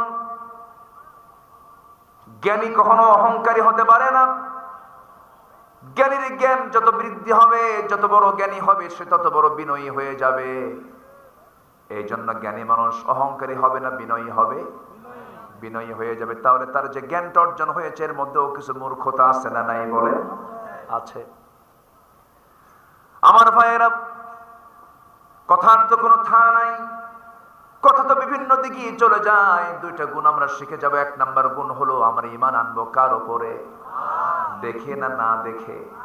না দেখে। আল্লাযীনা ইউমিনুনা বিল গায়ব, যারা অদৃশ্যের প্রতি যারা বিশ্বাস আনবে। তবে হ্যাঁ, যারা জ্ঞানী মানুষ, জ্ঞানীদের মর্যাদা একটু ভিন্ন হয়। আল্লাহ তাআলা জ্ঞানীদের দামটা বেশি দিয়েছেন, জ্ঞানী মানুষের মর্যাদা বেশি। তবে হ্যাঁ, ন্যূনতম জ্ঞানী সবাইকে হতে হবে, কারণ কোনো মূর্খ জান্নাত পাবে না। শক্ত কথা বললাম, হয়তো মন খারাপ করবেন অনেকে, কিন্তু মন খারাপ করা যাবে না। আমার যে আব্বা আদম ছিলেন তিনি মূর্খ না জ্ঞানী? বলেন মূর্খ না জ্ঞানী? শুধু জ্ঞানী নন তিনি, কারণ আদমকে যে জ্ঞান দেওয়া হয়েছে পৃথিবীর কোনো মানুষকে এমন জ্ঞান দেওয়া হয় নাই। ওয়াল্লামা আদামাল আসমাআ কুল্লাহা, আল্লাহ তাআলা আদমকে পৃথিবীর সকল কিছুর নামের শিক্ষা দেওয়া হয়েছে, লক্ষ লক্ষ জিনিসের নাম জানতেন তিনি। সুলাইমান আলাইহিস সালাতু ওয়াস সালাম 3 লক্ষ প্রাণীর ভাষা বুঝতেন। আল্লাহু আকবার বলেন। তিনি সমুদ্রের ঢেউয়ের ভাষা বুঝতেন। ঢেউ যখন খেলতো, আওয়াজ যখন হতো, সে আওয়াজের মধ্যে কোন জিকির হচ্ছে এটাও তিনি বুঝতেন। পিঁপড়ার সঙ্গে কথা বলেছেন সূরা নামল যারা পড়েছেন। তিনি কোন একটা এলাকায় বিশাল সৈন্য, সব লোকজন অশ্বারোহী নিয়ে, উষ্ট্রারোহী নিয়ে, সবকিছু নিয়ে যখন তিনি যাচ্ছিলেন, 2 উপত্যকার ঠিক মাঝখানে, 2 পাহাড়ের ঠিক মাঝখান দিয়ে যখন যাচ্ছেন, বিওয়াদিন, যখন তিনি দুই পাহাড়ের মাঝখান দিয়ে যখন তিনি ঘোড়া নিয়ে যখন তার সৈন্য সামন্ত নিয়ে যাচ্ছিলেন, এমন সময় আল্লাহ তাআলা সুলাইমানের কানকে এত সূক্ষ্ম করে দিয়েছিলেন যে পিঁপড়া কথা বলতেছে, তার কানে সে আওয়াজ ভাসতেছে। জোরে বলেন সুবহানাল্লাহ। নবীরা ওই পিঁপড়াকে, যে পিঁপড়ার কথা শুনলেন, সেই পিঁপড়াকে হাতের মধ্যে আস্তে করে তুললেন। পিঁপড়া বলতেছে, উদখুলু মাসাকিনাকুম, হে আমার জনগণ, তোমরা সব গর্তের মধ্যে চলে যাও, কারণ সুলাইমানের সৈন্যবাহিনী সব আসতেছে আমাদের দিকে, পদপিষ্ট হয়ে তোমরা মরে যাবা। এটা তিনি শুনতে পেলেন। এখন সুলাইমান একজন রাজা, ওইদিকে পিঁপড়া রাজাকে হাতের তালুতে তুললেন। ফাতাবাসসামা দাহিকান, মুস্কি মুস্কি হাসি দিলেন, পিঁপড়ার সঙ্গে কথা বললেন। এত বড় জ্ঞানী ছিলেন সুলাইমান, অথচ চুল পরিমাণ কোন অহংকার তার মধ্যে কখনো কাজ করে নাই। যেরকম সুবহানাল্লাহ। মানতিকাত তাইর, প্রাণীর ভাষা বুঝতেন তিনি। আর 4-5 লাইন একটু বেশি পারে, একটু ইংলিশ পারে, খালি ইংলিশই কয়, বাংলা কয় না। এরকম আছে না? বলেন, বুঝায় আমি একজন জ্ঞানী বাহাদুর, তুমি কিচ্ছু না। জ্ঞানের কোনো অহংকার করা যাবে না। আল্লাহ রাব্বুল আলামিনের প্রতি বিশ্বাস থাকতে হবে। আল্লাহকে আমরা বিশ্বাস করব আমরা না দেখে। যার বিশ্বাস যত মজবুত হবে, আল্লাহর সঙ্গে সম্পর্ক তত মজবুত হয়ে যাবে। তবে বান্দার আল্লাহর প্রতি ঈমানটা তখনই মজবুত হবে যখন বান্দা শিখবে কোন কিতাব? বলেন কোরআন। যখন শিখে নেবে, আমরা কোরআন পড়বো, বেশি বেশি গান শুনবো। গান শোনাই যাবে না, গান শোনাই যাবে না। কিন্তু বড় পোড়া কপাল কিছু লোক আছে, দেখবেন যে লোকটা মসজিদ কমিটির সভাপতি, সেই লোকটা আবার যাত্রা কমিটির সভাপতি।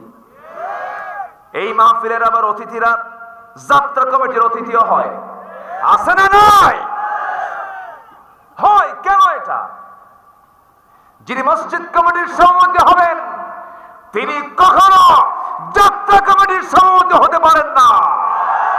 এমন চরিত্র হতে পারে একমাত্র মুনাফিকের।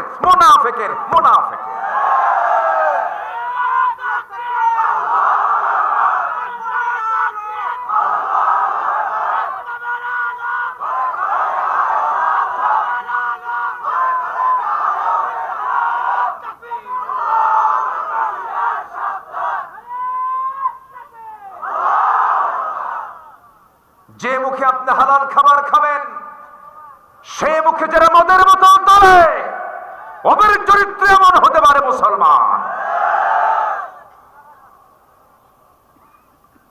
মদও খায়, নামাজও পড়ে, আছে না? নাই? বলে যে আল্লাহ খুশি থাক, শয়তান বেজার না হোক। এরকম পাবলিক আছে না? নাই? এই চরিত্র নিয়ে জান্নাত না জাহান্নাম? জান্নাত না জাহান্নাম? জাহান্নাম। তবে জ্ঞানীর চিন্তাটা ভিন্ন রকম হয়। আমরা জ্ঞানী হব, জোরে বলি ইনশাআল্লাহ। জ্ঞানী হওয়ার জন্য মাস্টার্স ডিগ্রি লাগে না, জ্ঞানী হওয়ার জন্য কামিল পাস লাগে না। ন্যূনতম হালাল এবং হারামের জ্ঞান আপনাকে অর্জন করতেই হবে, নচেত আপনি জান্নাত পাবেন না। তো হালাল এবং হারামের জ্ঞান জানার দরকার আছে না? নাই? অন্তত এটা বোঝা দরকার কোন হুজুর হক কথা কয় আর কোন হুজুর বাতিল কথা কয়, এই জ্ঞানটা তো থাকতে হবে, ঠিক না? এটা বোঝা দরকার। জিকির করতে করতে মঞ্চে পায়জামা নাই, এরকম আছে না? আছে না? এগুলো কি? গোবিন্দগঞ্জ থেকে নিকটবর্তী দূর মহাস্থানগড়, বৈশাখের শেষ বৃহস্পতিবার, হুজুরের কাছে সব খবরই আছে গোটা দেশে। ওই এলাকায় ক্যাম্পি ছিলেন, আমাকে বললো হুজুর এবছর 17 মণ গাঁজা বিক্রি হয়েছে। যিনি কবরে শুয়ে আছেন মাহিসার বালখি, শাহ সুলতান বালখি রহমতুল্লাহ আলাইহি রাশিয়া থেকে এসেছেন। রাজা পরশুরামকে পরাজিত করে গোটা জনপদকে ইসলামী জনপদে রূপ দিয়েছেন। এক হাতে আল্লাহর কালাম কোরআন, আর এক হাতে তরবারির ঝান্ডা নিয়ে তিনি মাঠে ঝাঁপিয়ে পড়েছেন। আর এরা নিয়ে আছে গাজার কলকি। কথা বোঝা যায়? কেন জানেন? মূর্খতা, জ্ঞান নাই, এলেম শূন্য। আমি খুবই আনন্দিত আজকে যে একটা লোক মাহফিল থেকে নড়াচড়া করছেন না। বলি আলহামদুলিল্লাহ। রাত কিন্তু কম হয়নি, কিন্তু বসে আছেন আপনারা।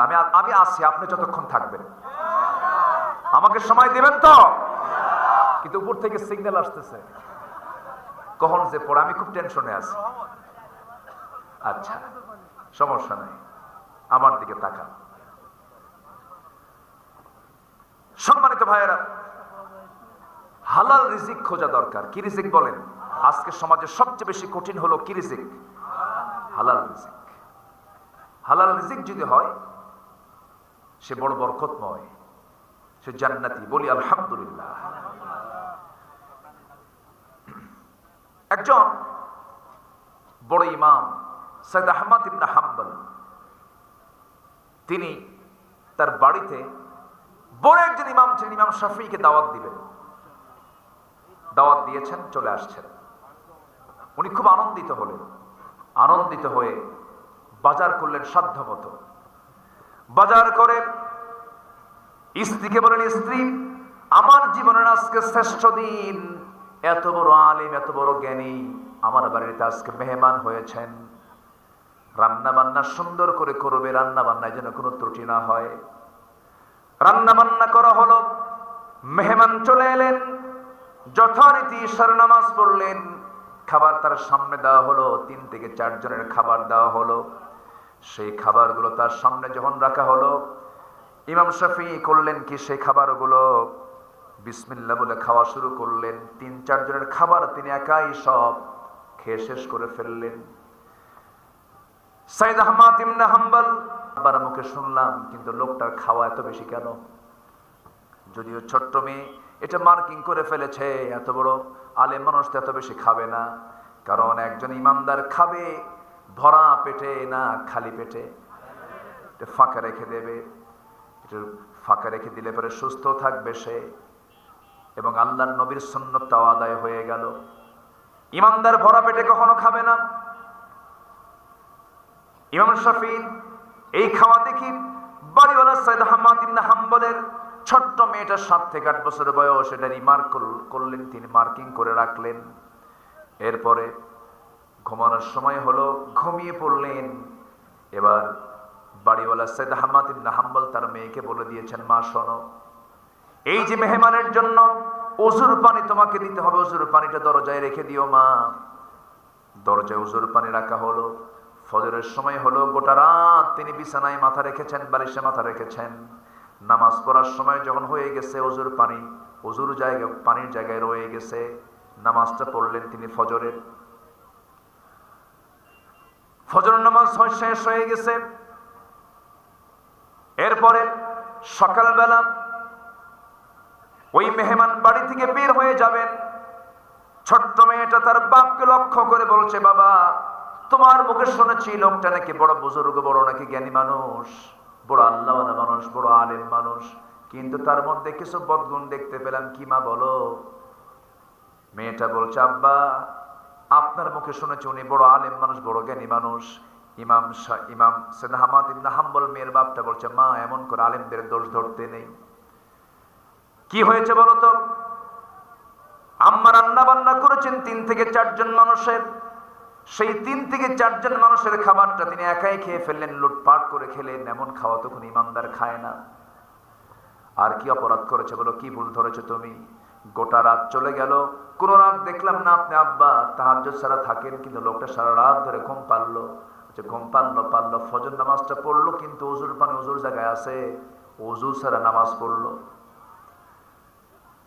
আমি তাকে বলতে যাব, মেয়ের আব্বা বলতেছেন, সৈয়দ আহমদ ইবনে হাম্বল বলছেন, মা মেহমানের ভুল ধরতেন, এমন করে বলতেন এই যেও না মা, তুমি বুঝতে পারবে না, হয়তো তার কোনো ভুল নাই, এটা তুমি তো অনুমান করছো, আন্দাজ করছো। মেয়েটা করলো কি, বাবার চোখ খড়াল করে ছোট্ট মেয়েটা মেহমানের ঘরের মধ্যে ঢুকে গেছে। মেহমানের ঘরের মধ্যে ঢুকে বলছে, আপনি বড় আলেম মানুষ, কিন্তু আমি আপনার মধ্যে 3টা বড় বড় ভুল খুঁজে পেয়েছি। 3টা বড় বড় ভুল খুঁজে পেয়েছি। সঙ্গে সঙ্গে ইমাম শাফি বলছে, মা আমার 3টা ভুল তুমি কি কি পেয়েছো বলো তো। জ্ঞানী মানুষ রাগী হয় না বিনয়ী হয়? রাগী হয় না বিনয়ী হয়? বিনয়ী হয়। দোষ ধরতে গিয়ে যখন বলে ফেলতেছে আপনি 3টা ভুল করেছেন, তিনি বলছেন কি কি ভুল বলো মা, আমি সংশোধন করে নেব। নাম্বার 1, ইমানদার খাবে খালি পেটে, কম খাবে।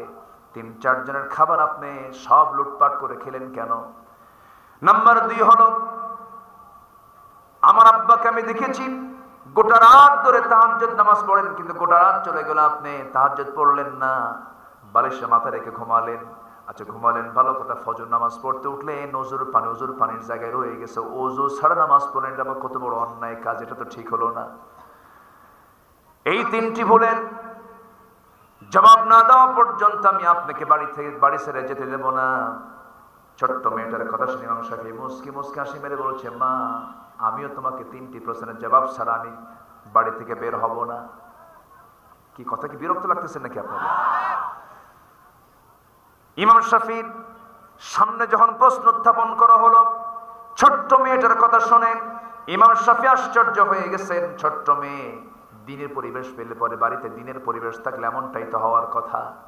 ছোট্ট মেয়েটার কথা শুনে মেয়েটাকে পাশে বসায় বলছে, মা 1 নম্বরের জবাব হলো, তোমার মার হাতের রান্না যখন আমার সামনে হাজির হয়েছে, তোমার বাবার বৈধ টাকার বাজার যখন রান্না বান্না করে আমার সামনে হাজির হয়েছে, আমার কাছে মনে হলো এই সমস্ত খাবারের উপরে নূর চমকাচ্ছিল, মনে হচ্ছে আমি বেহেশতি খাবারটা খাচ্ছি। হালাল খাবারটাকে আমার কাছে ওষুধের মতো মনে হলো, মনে করে এই সমস্ত খাবারকে আমি খাবার না মনে করে মেডিসিন মনে করে সব আমি খেয়ে নিয়েছি। জোরে কোন সুবহানাল্লাহ, আর জোরে কোন সুবহানাল্লাহ। হালাল খাবার হলো ঔষধ। হালাল খাবার কি? ঔষধ। নাম্বার 2 হলো, ও মা তুমি হয়তো দেখেছো আমি বিছানায় শুয়ে পড়েছি, বালিশে মাথা রেখেছি, চোখটা বন্ধ করেছি, কিন্তু আল্লাহর কসম করে বলি মা গোটা রাত চলে গেছে চুল পরিমাণ, আমি কোনো ঘুমাই নাই। তাহলে কি করছেন আপনি? আমি 2-3টা হাদিসকে সামনে নিয়েছি, আমাকে অনেকে প্রশ্ন করে, সেই প্রশ্নের জবাবগুলো আমি রেডি করেছি।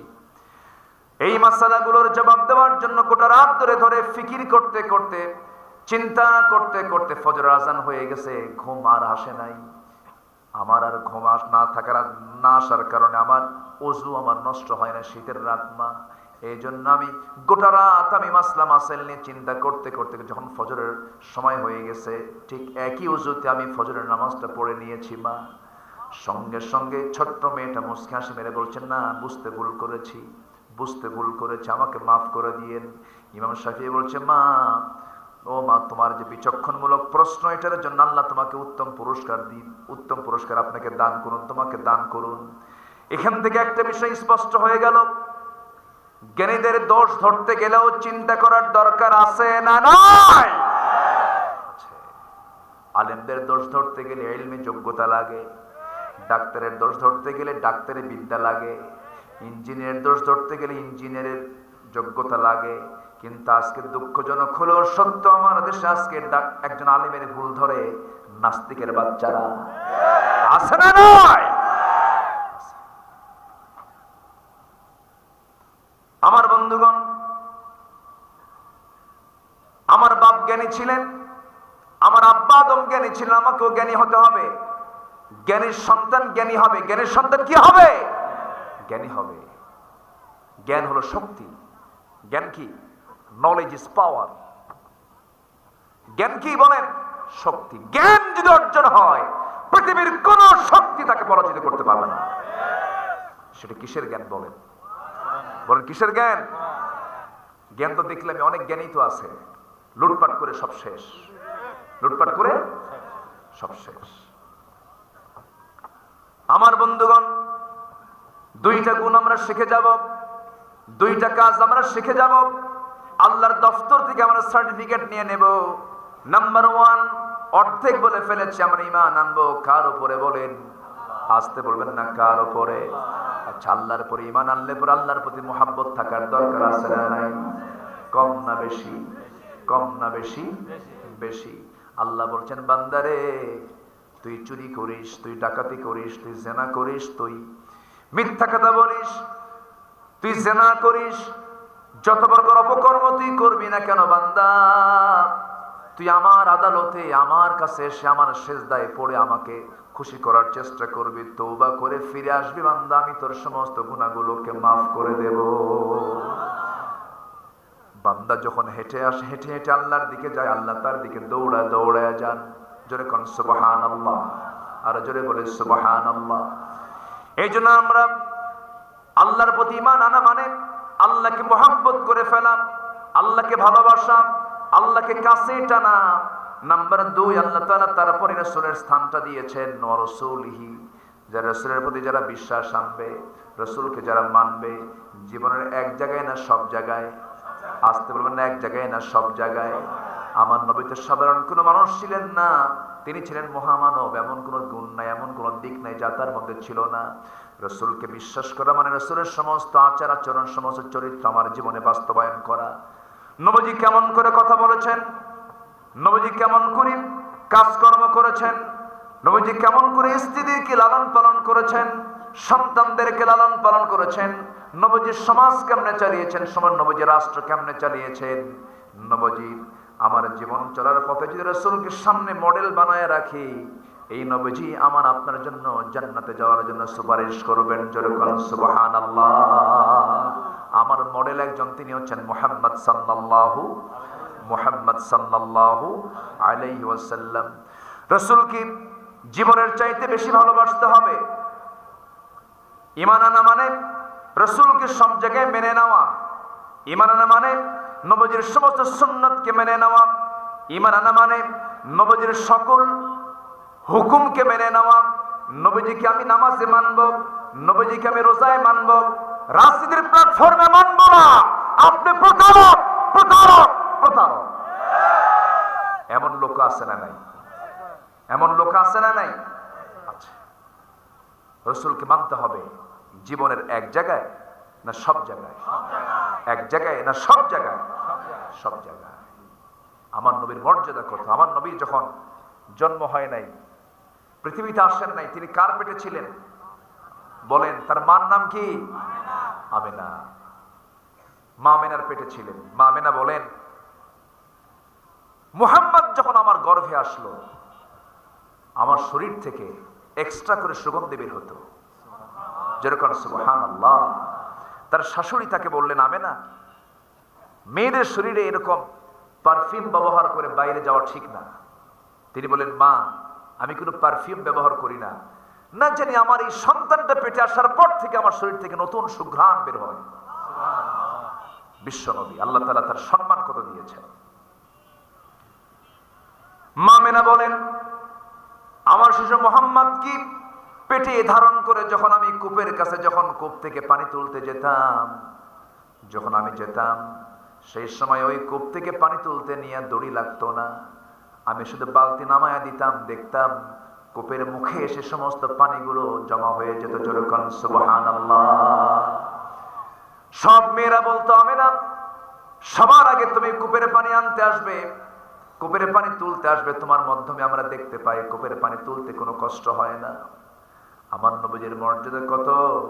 আমার নবীজির যখন জন্ম হলো, জন্মের 2 থেকে 3 দিন পরে আবু তালেব একদিন স্মৃতিচারণ করতেন, বলছেন, মুহাম্মদ রে, তোমার একটা কথা আমার মনে হচ্ছে। কি চাচা, আপনি বলেন।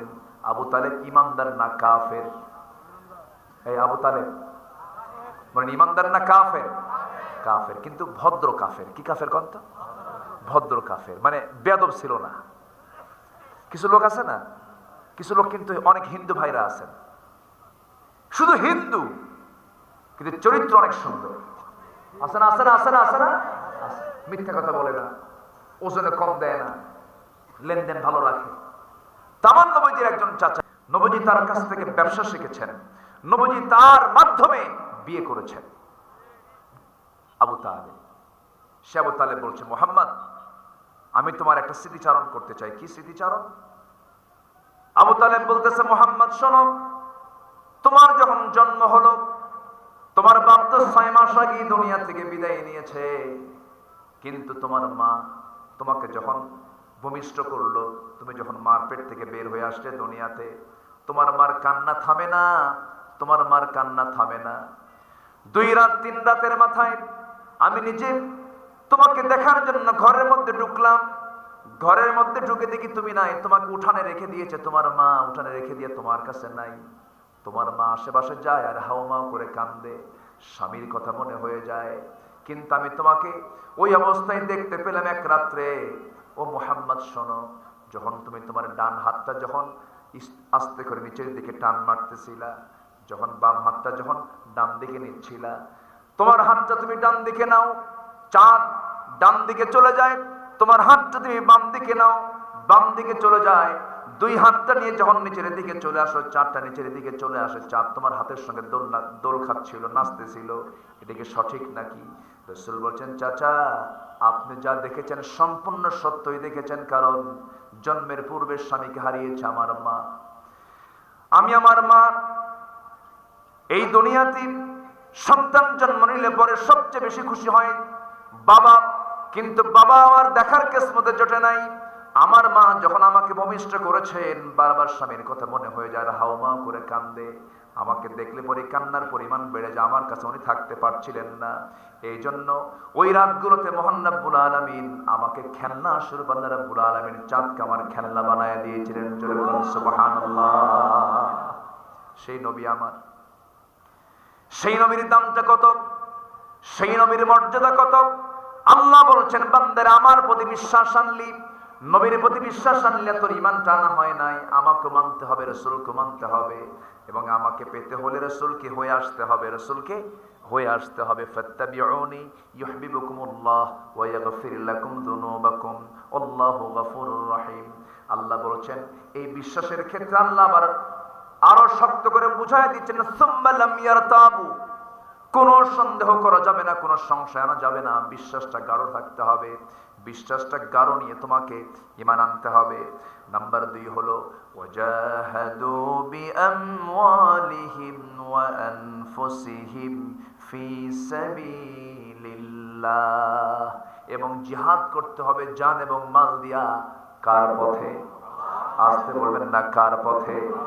জান মাল দিয়ে আল্লাহর পথে জিহাদ করতে পারে মুনাফিকেরা না ঈমানদারেরা? মুনাফিকরা না ঈমানদারেরা? মুনাফিকরা কিন্তু নামাজ পড়তে পারে, মুনাফিকরা দান সদকা করতে পারে, মুনাফিকরা রোজাও রাখতে পারে, মুনাফিকরা আনুষ্ঠানিক ইবাদতগুলো করতে তাদের কোনো সমস্যা নাই। কিন্তু মুনাফিককে চেনা যায় নামাজে নয়, মুনাফিককে চেনা যায় হলো মাঠে ময়দানে জিহাদের প্রান্তরে। কারণ মুনাফিকরা নামাজ পড়বে কিন্তু আল্লাহর পথে জান দেবে না। ওরা বলবে যত লোক লাগে দেব, প্রয়োজনে যত রক্ত লাগে দেব, যত রক্ত লাগে দেব, যত রক্ত লাগে দেব, প্রয়োজনে লোক পাঠাবো, মাগার আমি যাব না। আছে না? আছে না? হ্যাঁ, আগো পাশে আছে। এটা হচ্ছে মুনাফিকদের কাজ। কিন্তু আমার নবীজি বদর যুদ্ধে সবার পিছে না সবার আগে? সবার পিছনে সবার আগে। উহুদের প্রান্তে রাসূল সবার পিছনে সবার আগে। সবচেয়ে বেশি রক্তাক্ত হয়েছেন মুহাম্মদ সাল্লাল্লাহু উহুদের ময়দানে। এমন রক্তাক্ত হলেন নবীজি, মানে নবীজি হলেন সবার টার্গেটের মূল ব্যক্তি, হচ্ছেন রাসূল। মূল লক্ষ্য হচ্ছে তারা রাসূলকে কেমনে দুনিয়া থেকে বিদায় করবে, মূল প্ল্যান। বদরে মার খাইছে, বদরে কুরাইশরা নাস্তানাবুদ হয়ে গেছে। 1 বছরে যেতে না যেতেই উহুদ যুদ্ধের ময়দানে কাট্টা কাট্টা কাফেররা সব চলে আসলো। আমার নবীজির শিশু ইসলাম, যুদ্ধ কেবল শেষ, আবার উহুদের যুদ্ধ শুরু হয়ে গেছে। নবীজি বললেন, সাহাবীরা শুনলাম কুরাইশরা উহুদের প্রান্তরে এসে হাজির হয়েছে, কে কে যাবে? সব এক জায়গায় করলেন। রাস্তার ঠিক মাঝখান বরাবর এসে মুনাফিকরা বলল, আপনি আমাদেরকে কোথায় নিয়ে যাচ্ছেন? উহুদের প্রান্তরে যুদ্ধ করতে হবে। ওয়াজাহাদু বিআমওয়ালিহিম ওয়া আনফুসিহিম ফি সাবিলিল্লাহ।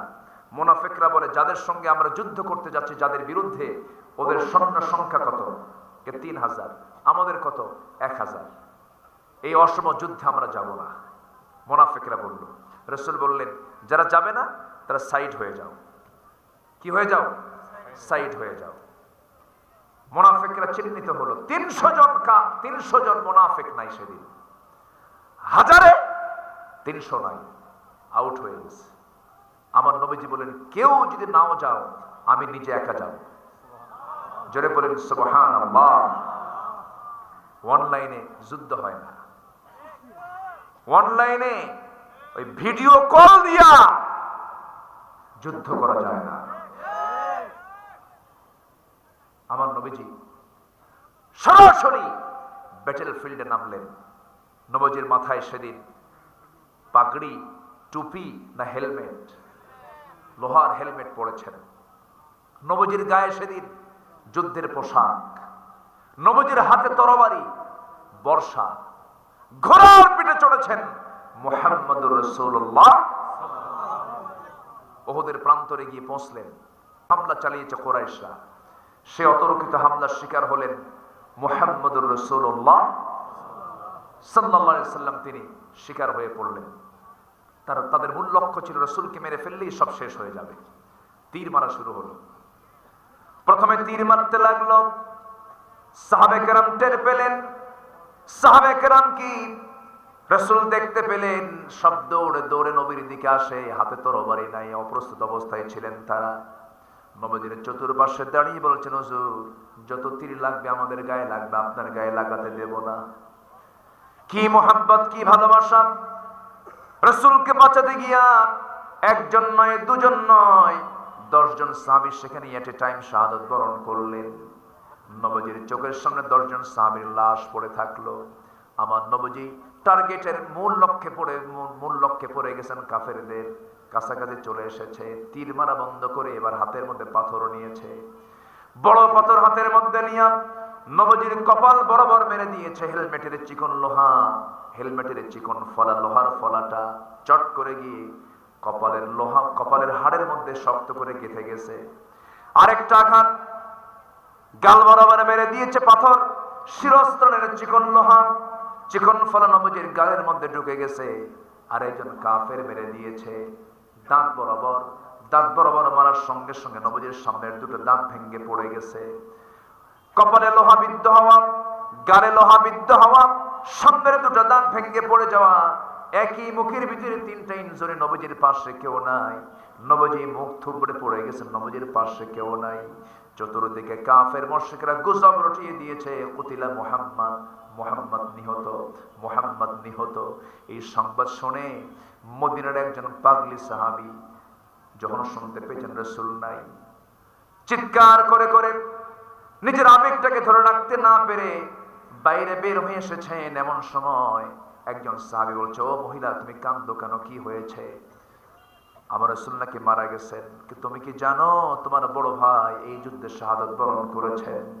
আমার ভাই মরে যাক, আমার কোনো দুঃখ নাই। কিছুক্ষণ পরে সে বলছে, ও মহিলা কাঁদতেছো কেন, কি হয়েছে? শুনলাম রাসূল নাকি ইন্তেকাল করেছেন। সঙ্গে সঙ্গে আরেকজন এসে বলছে, মহিলা তুমি কি জানো তোমার প্রাণ প্রিয় স্বামী এই যুদ্ধে শাহাদাত বরণ করেছেন? তিনি বলছেন, স্বামী আমার চলে গেছে, দুঃখ নাই।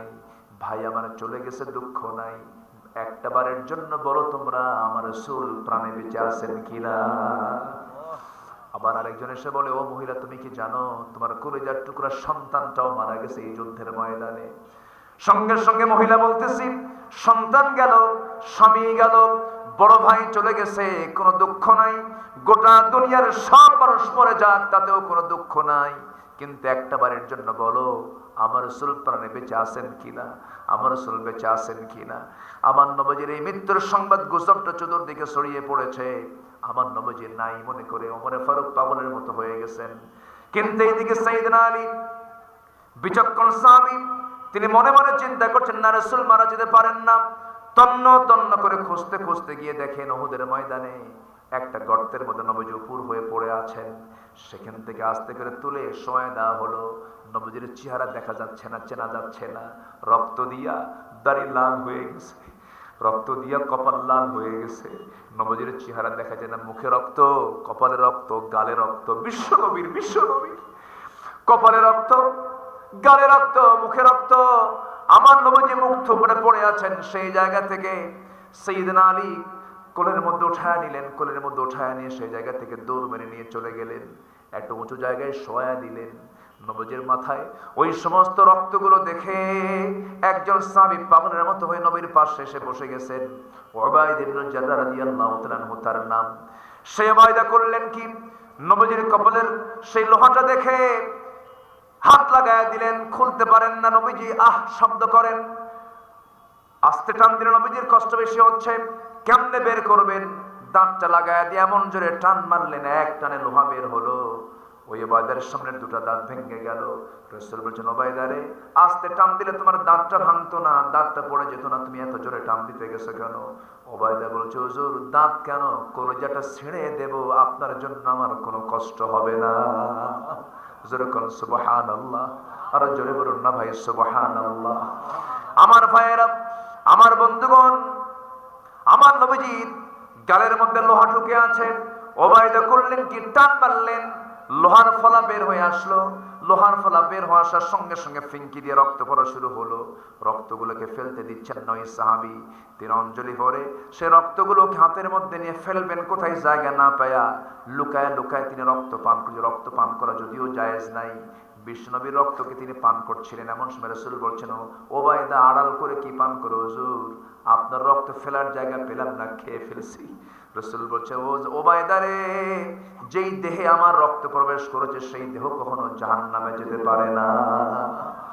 আমার নবীজি হাইয়ান মাজরুহান, জখম হয়ে বেঁচে থাকলেন, কপালে ব্যান্ডেজ লাগানো, দাঁত ভাঙ্গা। আমার নবীজি উহুদে দাঁত ভেঙেছেন, উহুদে দাঁত হারিয়ে ফেলেছেন, খন্দকে কোমর হারিয়ে ফেলেছেন। আমার ভাইয়েরা তায়েফে রক্ত ঝরিয়েছেন, তায়েফে রক্ত গেছে, উহুদে দাঁত গেছে, খন্দকে কোমর চলে গেছে। আমার রাসূল খন্দকের ময়দানে সবার আগে তিনি কোদাল হাতে নিয়েছেন। পরীক্ষা খনন করতে করতে 4টা দিন না খাওয়া, 4টা রাত না খাওয়া, পেটে পাথর বেঁধে বেঁধে তিনি পরীক্ষা খনন করতে করতে ওই যে কোমরটা কুঁজো হয়ে গেছে, মৃত্যুর দিন পর্যন্ত নবীজি কোমর সোজা করে দাঁড়াতে পারেন নাই। ইসলাম তেমনি এমনি কায়েম হয় নাই, দিন তেমনি এমনি আসে নাই। সেই কোমর ভাঙ্গা ইসলাম, দাঁত ভাঙ্গা ইসলামকে অবশ্যই জমিনের বুকে কায়েম করার দরকার আছে না নাই? সেই দিন কায়েমের জন্য যে দেশের মানুষ দেশকে স্বাধীনের জন্য জীবন দিতে পারে, সেই দেশে আল্লাহর দিন কায়েমের জন্য বুকের তাজা প্রাণ ঢেলে দিতে রাজি আছেন? কারা কারা হাত উঁচু করে দেখান মুসলমান।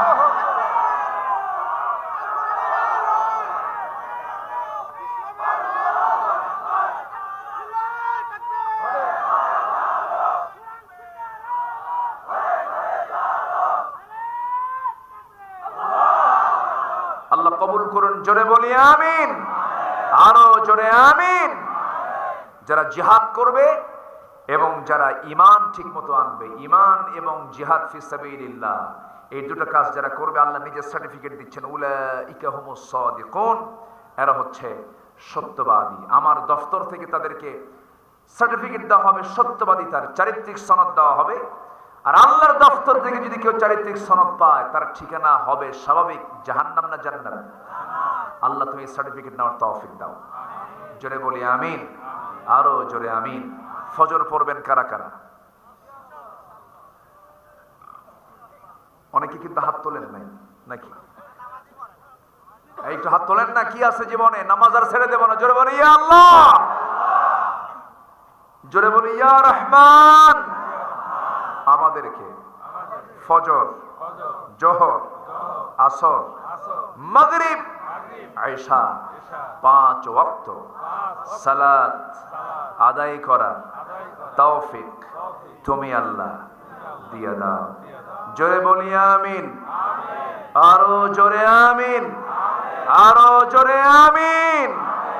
হাত নামান, কষ্ট দিয়ে ফেলেছি আমি। আসুন এখন দোয়া করি। হ্যাঁ,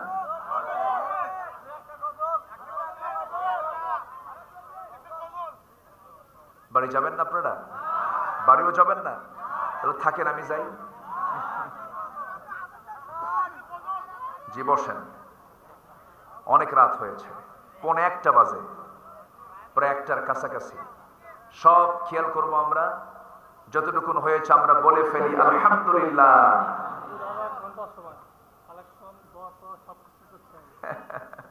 আচ্ছা মানিক ভাই আছেন আপনি?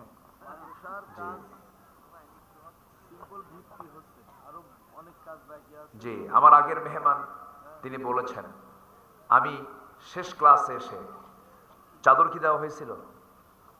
ভিতরে চাদর দেওয়া হয়েছিল কি ব্যাগ ট্যাগ দেওয়া হয়েছিল? একটু দেওয়া হয়েছে না, অর্ধেক। আচ্ছা, কে ওঠে? এই যে ভাই, এই ওঠে কেন? চাইতে গেলে যদি আপনি ওঠেন তাহলে তো বেকায়দা। একটু বসেন, আপনি দিয়েন না, কিন্তু মাহফিলটাকে ভেঙে দিবেন না। মাহফিল শেষ হবে কি দিয়া বলেন তো? দোয়া দিয়ে, মোনাজাত দিয়ে শেষ হবে। একটু বসেন, আমরা কেউ উঠবো না, জিকির করে সুবহানাল্লাহ আলহামদুলিল্লাহ। ব্যাগ যাচ্ছে, আমরা ব্যাগে যে যা পারি, যে আমরা এই ঝুড়ি যাচ্ছে, যে আমরা যে যা পারি আমরা সবাই দেব। জোরে বলি ইনশাআল্লাহ। আমার মা বোন কি মাহফিল আসছে? মা বোন, যে মা বোনরা যারা আসছেন, আমি তাদেরকে উদাত্ত আহ্বান জানাবো, নিয়ত করে দিবেন। আমি এই নিয়ত দিচ্ছি, পরিবারে অশান্তি, ছেলে কথা শোনে না, ব্যবসায় মন্দা, যেগুলো নিয়ত করবেন, নিয়ত করে দেব আমরা। কবুল করার মালিককে আল্লাহ। জিকির করে সুবহানাল্লাহ আলহামদুলিল্লাহ। আর জোরে লা ইলাহা, আর জোরে লা ইলাহা ইল্লাল্লাহ সুবহানাল্লাহ। দয়া করে কেউ উঠবেন না, ওঠা কিন্তু চরম বেয়াদবি আমি মনে করি, প্রয়োজন ছাড়া। আমরা দোয়া করে এরপর আমরা বিদায় নেব। জিকির করে সুবহানাল্লাহ।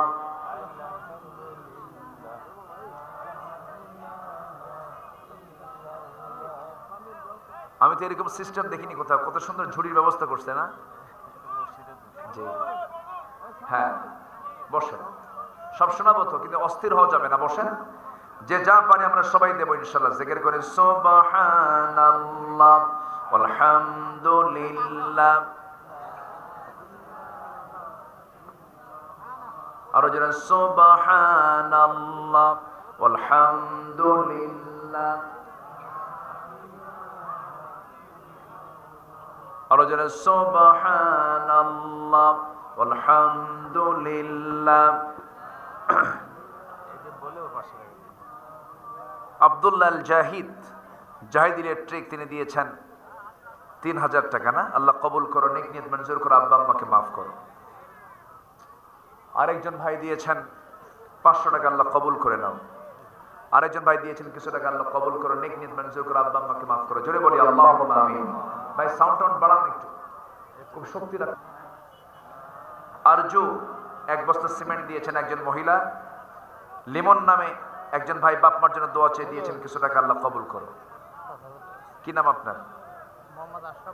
আশরাফ ভাই দিয়েছেন 5000 টাকা। জোরে বলি মারহাবা। আল্লাহ কবুল করুন, নেক নিয়ত মঞ্জুর করুন, আব্বা আম্মাকে মাফ করুন। জোরে বলি আল্লাহুম্মা আমিন। মেহেরবানি করে বসুন ভাই, আমরা একসঙ্গে দোয়া করে উঠি। আমরা দোয়া করে উঠবো, জিকির করে সুবহানাল্লাহ আলহামদুলিল্লাহ।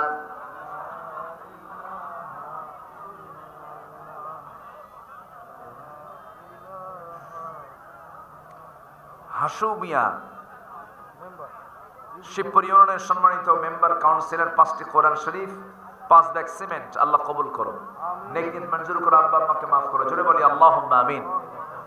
যে আমার আব্দুল ওয়াদুদ ভাইকে ধন্যবাদ এত সুন্দর আয়োজন করার জন্য, কমিটিকে ধন্যবাদ এত সুন্দর সুন্দর সাজিয়েছেন তারা কোরআনের বাগানটাকে। আল্লাহ তুমি মাহফিলকে কবুল করো, জোরে বলি আল্লাহুম্মা আমিন। জিকির করে সুবহানাল্লাহ আলহামদুলিল্লাহ,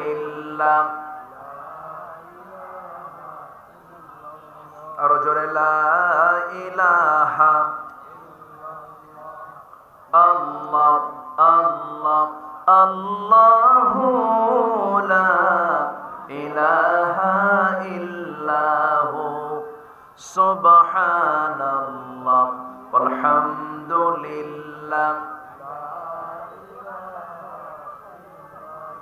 আর জোরে লা ইলাহা। চানমিয়া ভাই 500 টাকা দিয়েছেন, আল্লাহ কবুল করো, নেক নিয়ত মঞ্জুর করো, আব্বা আম্মাকে মাফ করো, জোরে বলি আমিন। আর কে আছেন? আমরা সবাই দেব ইনশাআল্লাহ। জিকির করে সুবহানাল্লাহ আলহামদুলিল্লাহ,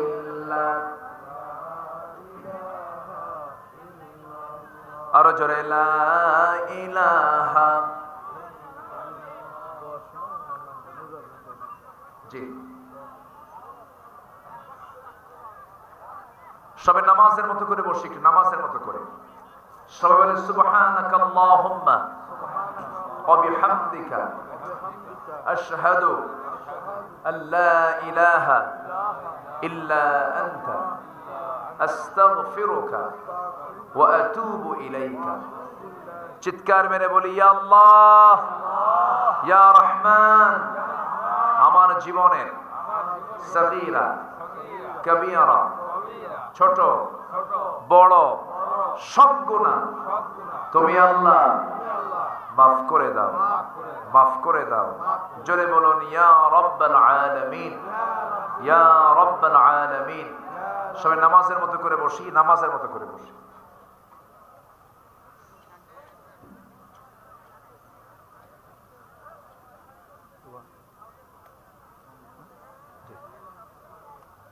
অদুত ভাই কোথায়? অদুত ভাই اللهم آمين اللهم آمين ربنا ظلمنا أنفسنا وإن لم تغفر لنا وترحمنا لنكونن من الخاسرين ربنا لا تزغ قلوبنا بعد إذ هديتنا وهب لنا من لدنك رحمة إنك أنت الوهاب গভীরাত নিঝুমরাত ঝিমানো রাত্রিতে হাজারো মুসলমান নরনারী নিয়ে তোমার কালামের দুটি আয়াতকে সামনে রেখে আলোচনার শেষান্তে এসে কিছু কথা বলার পর তোমার শাহী দরবারে দুটো হাত পেতে আছি। আল্লাহ, গুনার দিকে নজর দিও না, বান্দা মনে করে তামাম জীবনের গুনাহগুলোকে মাফ করে দাও। জনম দুঃখিনী মা যার বিদায় নিলেন, কবরগুলোকে জান্নাতের টুকরা বানায়া দাও। আব্বা আম্মার জন্য কি দোয়া তাও শিখিয়ে দিয়েছো।